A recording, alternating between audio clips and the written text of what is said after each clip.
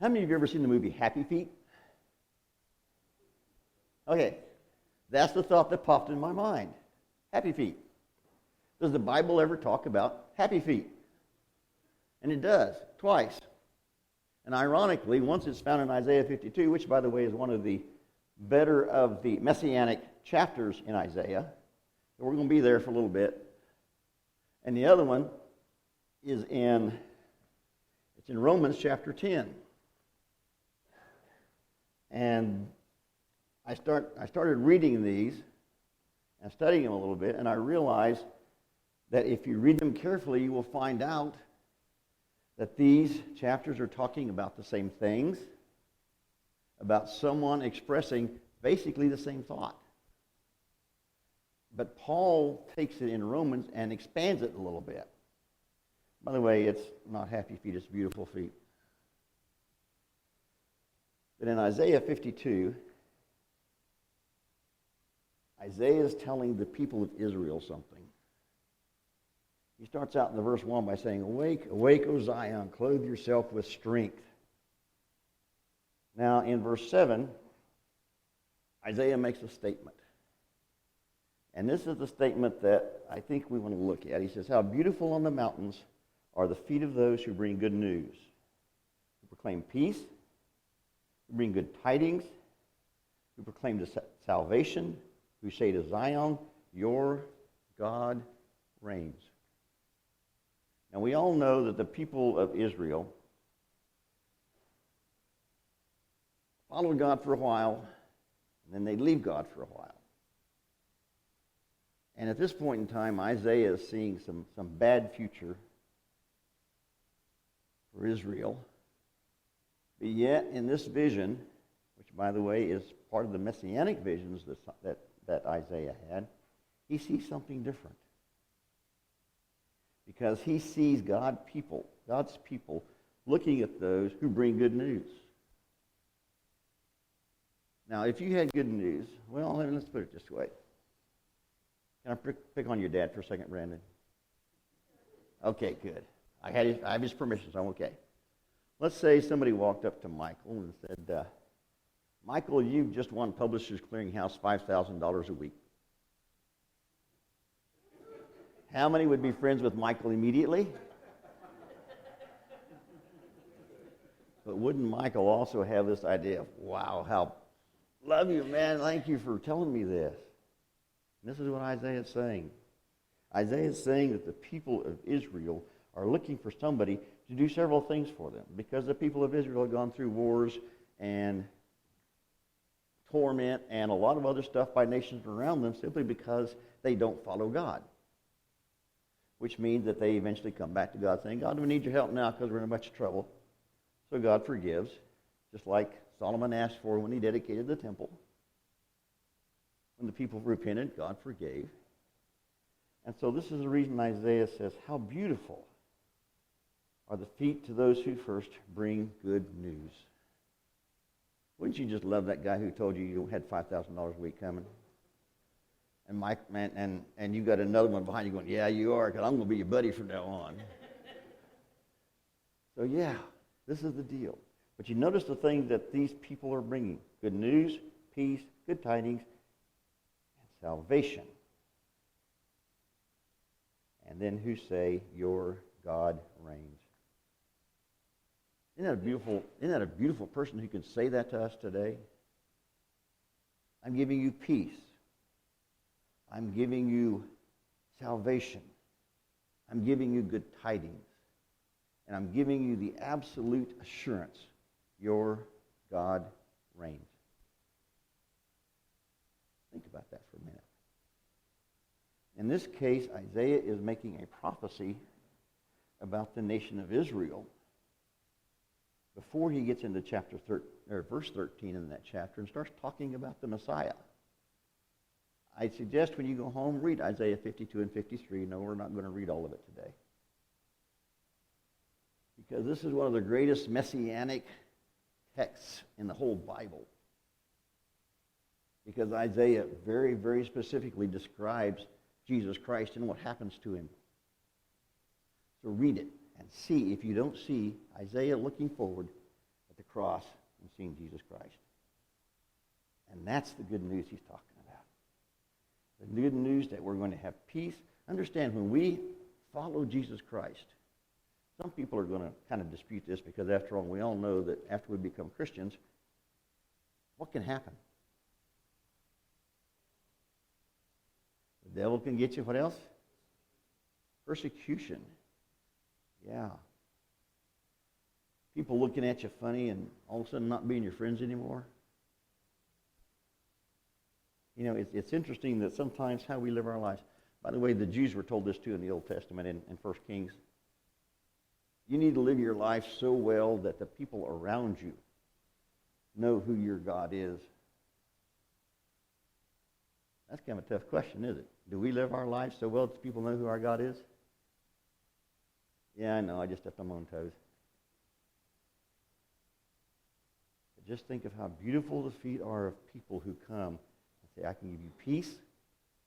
I can give you good tidings. I can give you salvation. And I can make sure that you follow the God who reigns.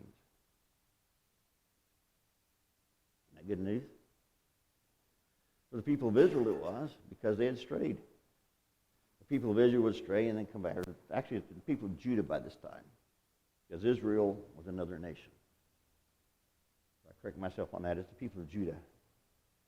Because you'd see them have a good king, and they'd be real close followers of God. Then they'd come to another king, and they wouldn't follow God. And God would have to step in and get their attention again. But imagine the times when somebody could say, your God reigns. I give you salvation. When, sometimes I think we don't understand what salvation is. Sometimes I think some people don't. Salvation is simply being saved from something. What are we saved of? Saved from when we become Christians. Yeah. You need to overcome that separation from God. That sin that keeps you and God apart, keeps you separate.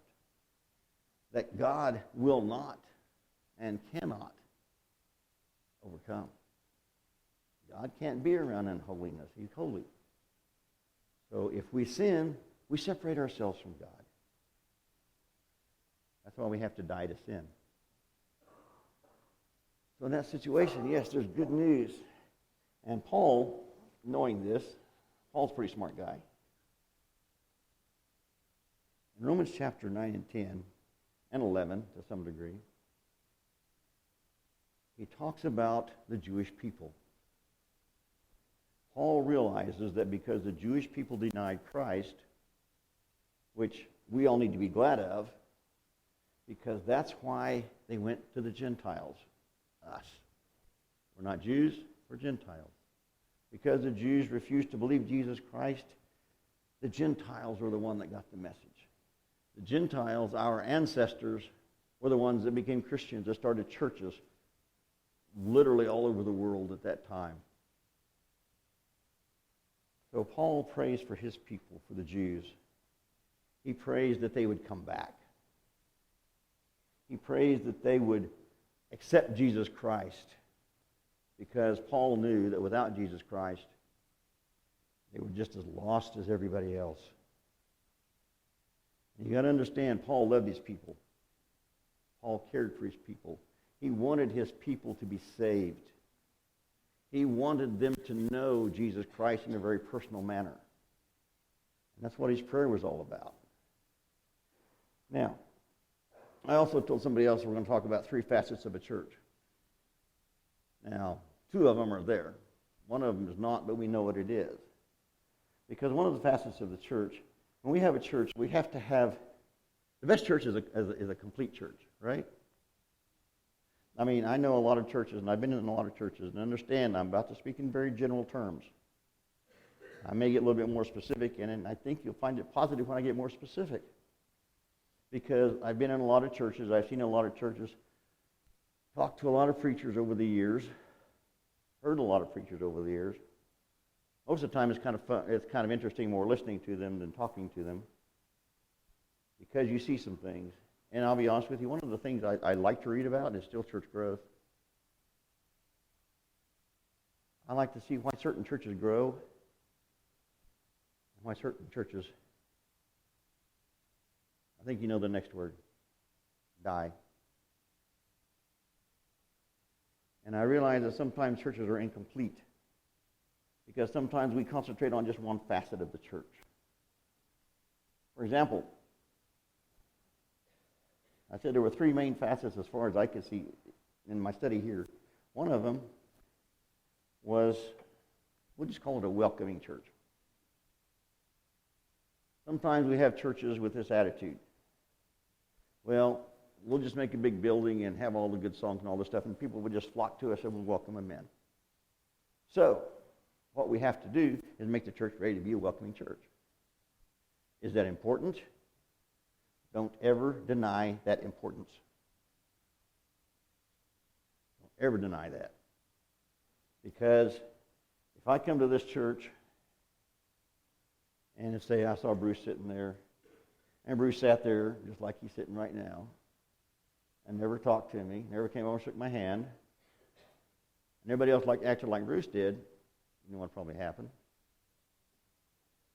I'm not coming back. No. I'm not coming back. So we have to make sure that when someone comes in, we are a welcoming, a church that brings people in. Part of the failure of the Jewish people was that they did not act in such a way that the people around them praised God. That was a sin on their part. That was a failure on their part. That was something God held against them. Now, I get to say something kind of specific and positive about this church. I've been going here for almost 18 and a half years. Anybody realize that? That's a long time. Older than a lot of you. But this church has always had people, I'm going to say everybody, but a lot of people who try to make people welcome. A lot of time has been spent recently in trying to make this an even more welcoming church. I mean, a lot of guys got together and made the building look nicer. Some people got together and decided we need to improve this program. For example, the nursery and the kids' stuff upstairs and the kids' stuff downstairs. We need to improve it and make it better and make it to where the kids want to come. And I will guarantee you, for people that have kids, that is extremely important. Don't ever cut it out. So each church has to be a welcoming church. A church that when a person comes, you draw them in. Because of the attitude and the actions that we have, they look and they say, okay, I'm curious. I want to be a part. Wild, huh? That was a sin of the Jews. They didn't do that. They excluded everybody but themselves. So yeah, we have to be a welcoming church so that when somebody comes in those doors, they feel wanted. Not just needed, wanted. Yeah, we need them. Ask our treasurer. We need everybody we can get, right? I'm just kidding. I tell you what, Heaton is one of the guys I appreciate most in this church, okay? Don't ever think I don't. Now, we have discussions, don't we? And they're fun. But that's not the reason we want them there. We want them to feel wanted, not just needed.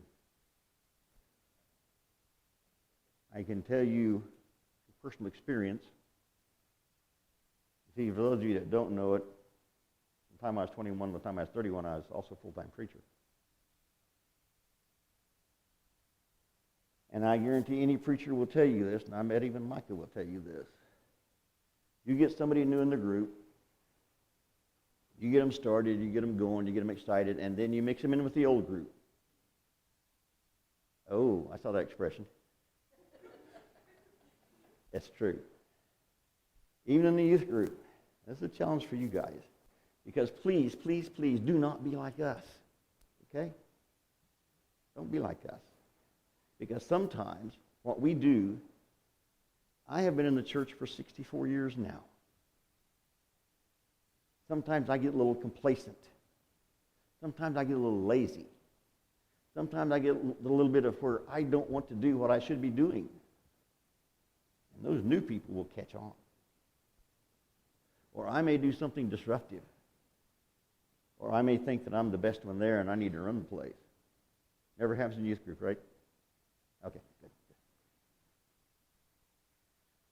So see, a lot of times when we have new people come into the church and they're all on fire, sometimes the worst enemy is us. So let's make sure that when we welcome them in, we are welcoming people in to stand alongside us in what we are doing.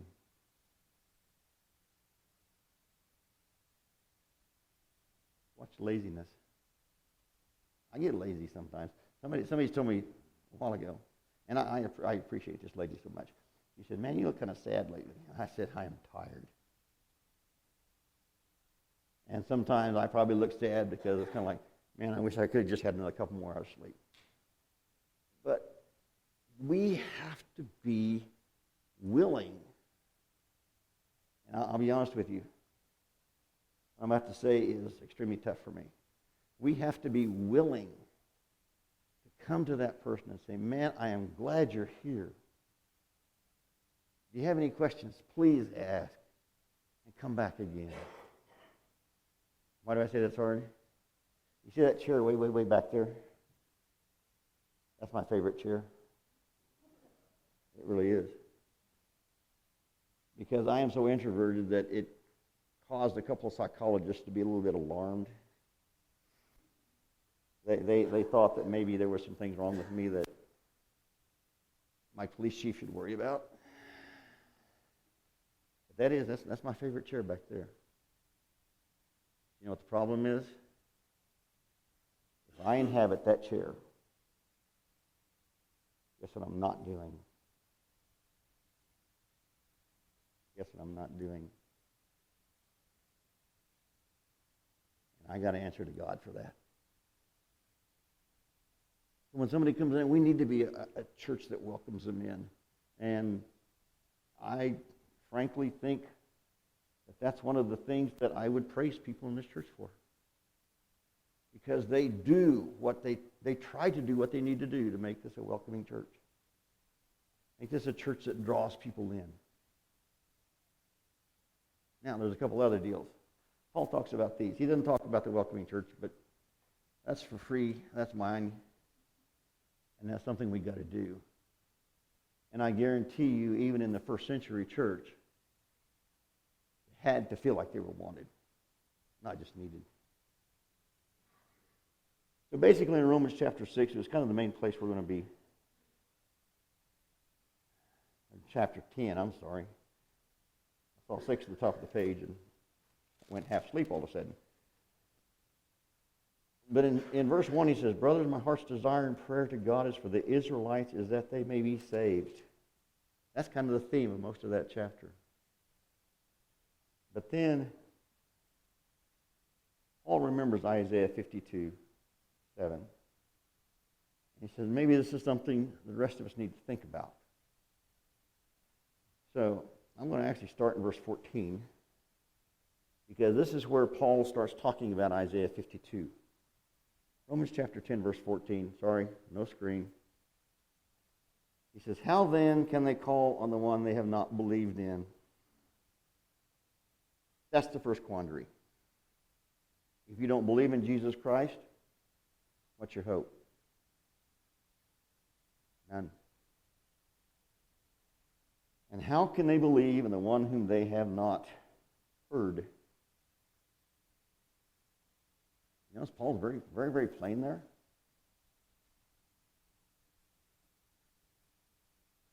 Ready for the next one?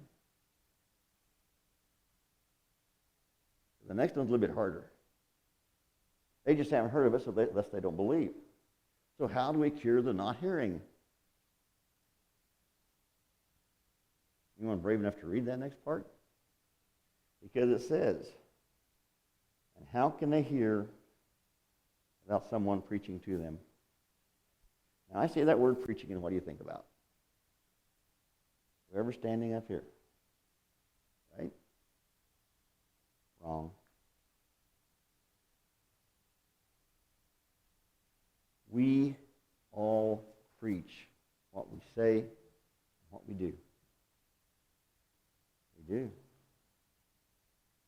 I have long believed that the guy standing up here is no more responsible for people coming and being saved than anybody else in this room.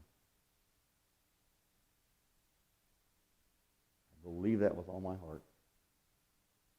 Because, oh, by the way, speaking of church growth, you know why 85 to 90% of the people come to church the first time? What? They're invited by whom? Everybody. Friends, relatives.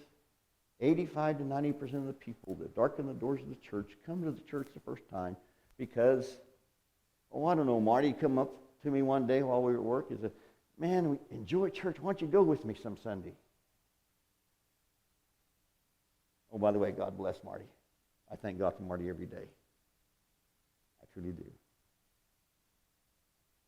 And if you think about it, some of you will figure out why. That's how 85 to 90% of the people come into the church the first time. They don't necessarily know who our preacher is. They don't necessarily know that he's a whole lot better than I am. They don't know that. But I may come to church because Marty took an interest in me. Man, hey, come to church with me.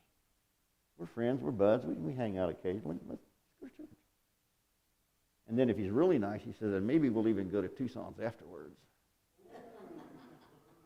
Yeah, you got me there. So, that's preaching. That's showing Christ to other people. Okay? So,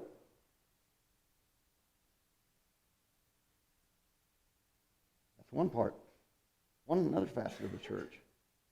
We go, we do the preaching. Whether it's our lives, whether it's what we say, whether it's how we treat people. By the way, that's extremely important. Or whatever it is. We are preachers as much as anybody else, simply because we present Christ to others, or we don't. Those of you that think there's an in-between, erase it.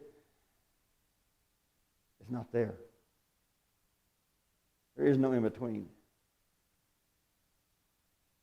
We have so much trouble nowadays with the term Christians. Yeah, we do.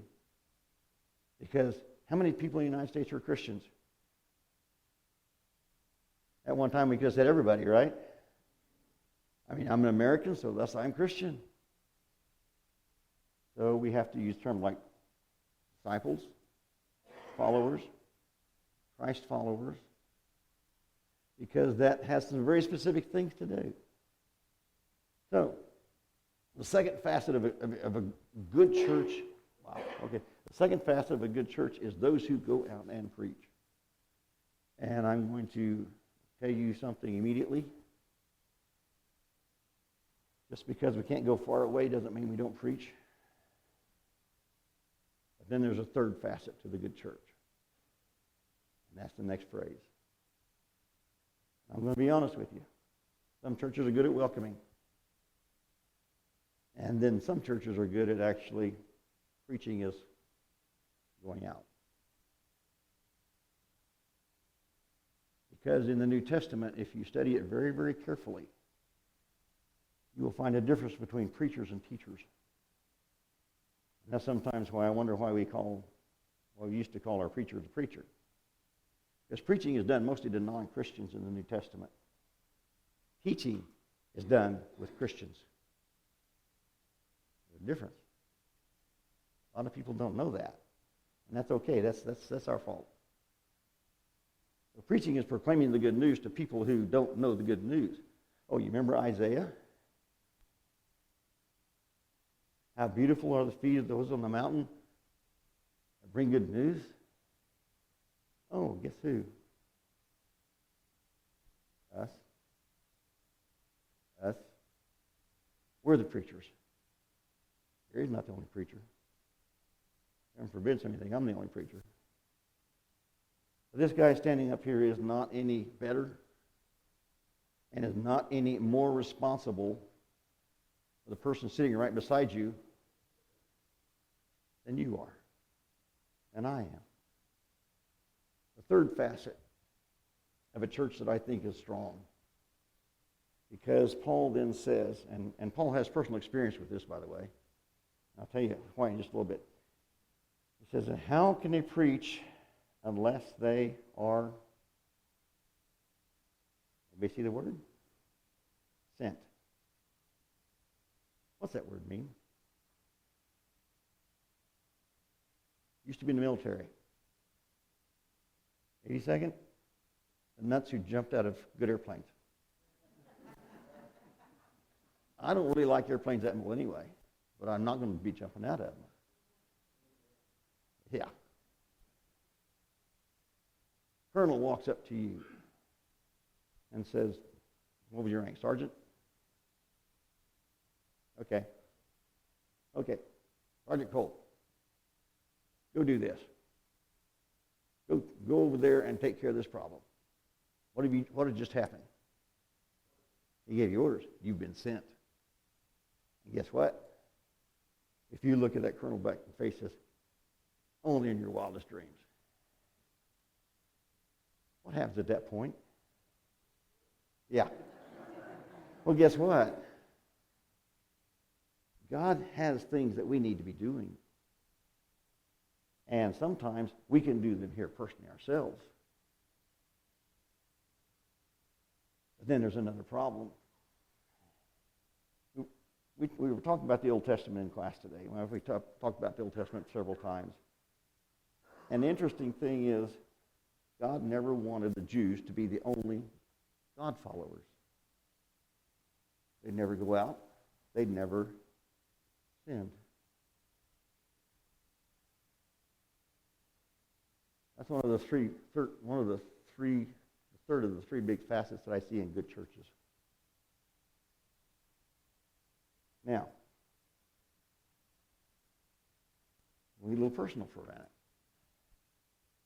Since I've been here, I honestly think, again, Salina Heights has done pretty good. Because in the years I have been here, we have sent at least 3 people out that I know of. Now, I'll be the first to tell you that most of them did not turn out exactly like we thought they were going to. That's that one thing that where we make the plans and God kind of laughs. I will tell you what those 3 people are doing today. One of them is still in the mission field, somewhere around the Philippines, teaching school. Another one is now leading what used to be a United Methodist Church, because they heard that he had been a missionary somewhere, and they said, we're kind of fed up with what the United Methodist Church believes. Would you mind coming to help us out? That's what he's doing. The third person went to Indonesia. Indonesia is a rough country, especially for people with, BT's not here, is she? Oh, man. Especially for people with my tan. Okay? Indonesia is kind of a rough country. So they came back.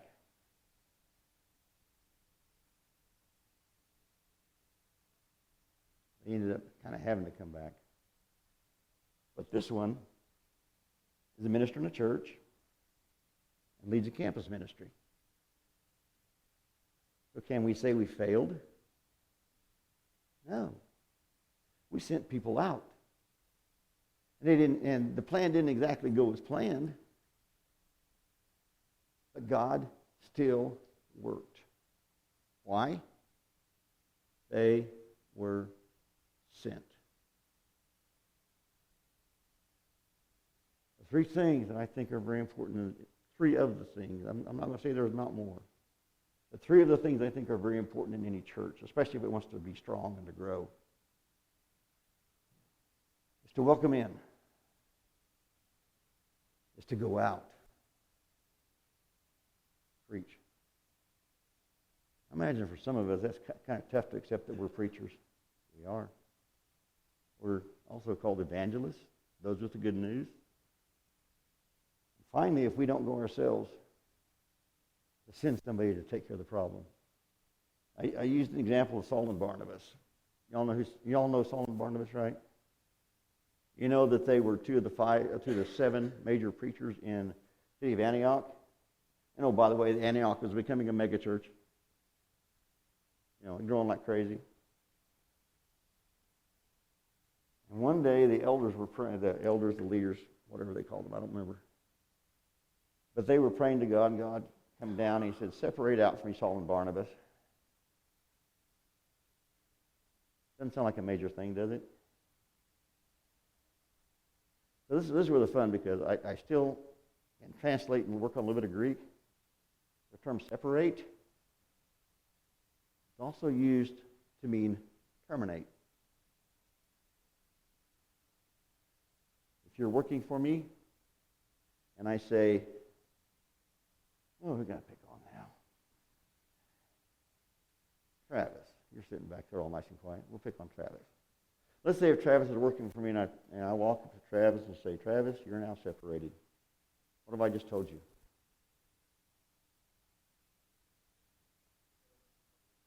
Yeah. Don't come back. Don't worry about it. You're fired. That's the word that God's used to say separate Paul and Barnabas. Then it goes a little bit further. And it says, and they sent them. Told them to go. Now, if you think being terminated is bad enough, the word that was used whenever the church told them it's time to go was also used whenever somebody got divorced. So how permanent was the situation going to be? How necessary was it to send them out?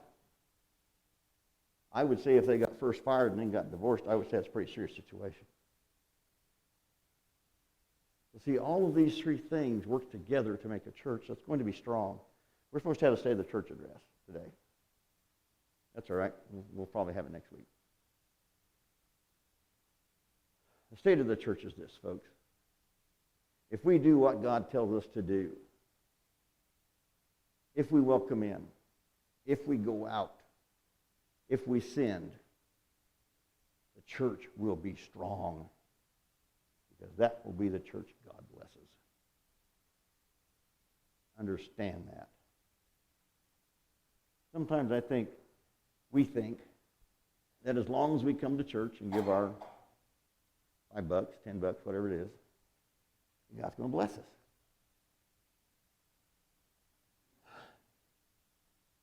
Which one of those facets have we just accomplished?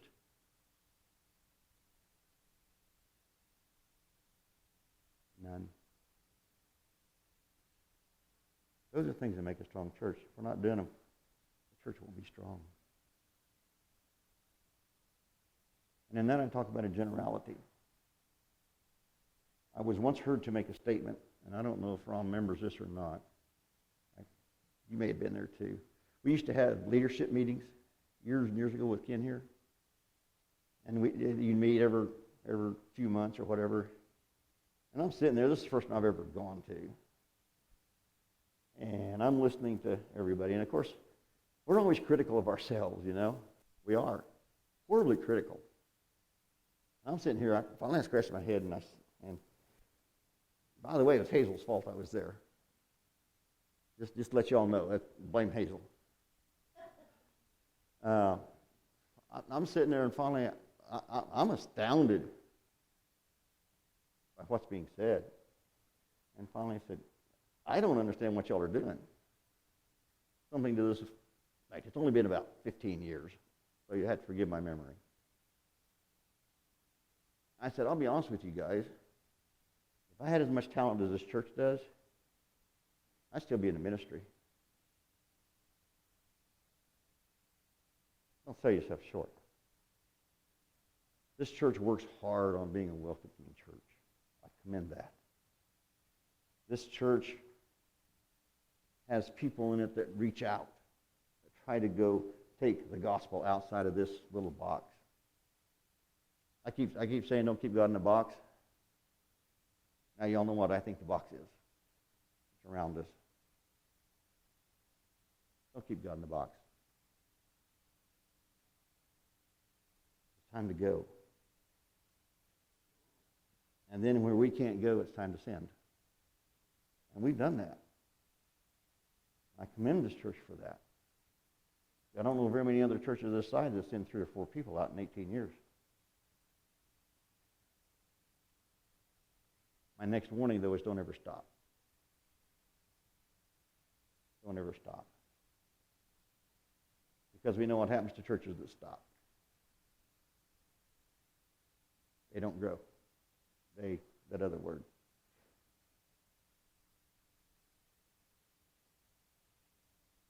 So, I'm going to close with Matthew 24, a few verses out of it.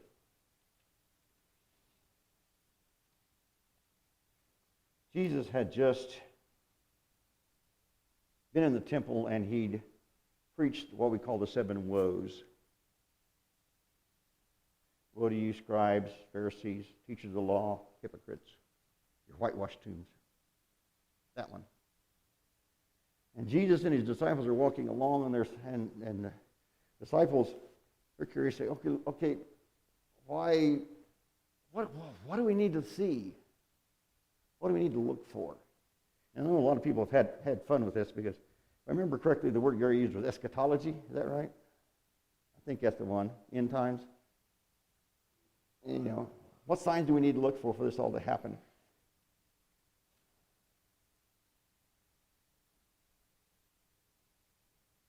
Jesus answers them by saying, number one, the temple's going to get flattened. It does, about 40 years later. And then Jesus answers them again. He said, watch out that no one deceives you. I mean, you're going to come in my name, claiming I'm the Christ, I'm the Messiah, I'm the Savior. Follow me. You all notice it's still happening today? It is. Everybody decides that they're the Savior. We'll read 9 through 14, and I'll be almost done. Then you'll be handed over to be persecuted and put to death. You'll be hated by all nations because of me. You notice he said, all nations are going to hate you. We're not going to have just the Jews hate you. All of them are going to hate you just because you're Christian. You follow him. At that time, many will turn away from the faith, will betray and hate each other. Many false prophets will appear and deceive many people. Because of the increase of wickedness, the love of most will grow cold. Here you go, 13 and 14. But he who stands firm to the end will be saved. By the way, God keeps his promises. Verse 14, and this gospel of the kingdom will be preached in the whole world as a testimony to all nations. And then the end will come. That's pretty much about all Jesus really said about the end times. He said, when's it going to end? After everybody hears. That's when it's going to end. Sometime after everybody hears. By the way, you just notice it says this will be preached to the whole world. It never says the whole world will all become Christians. It never says the whole world will accept Jesus Christ. That's not the deal. Because we have that choice to accept Jesus Christ or not. And that's what Jesus is saying.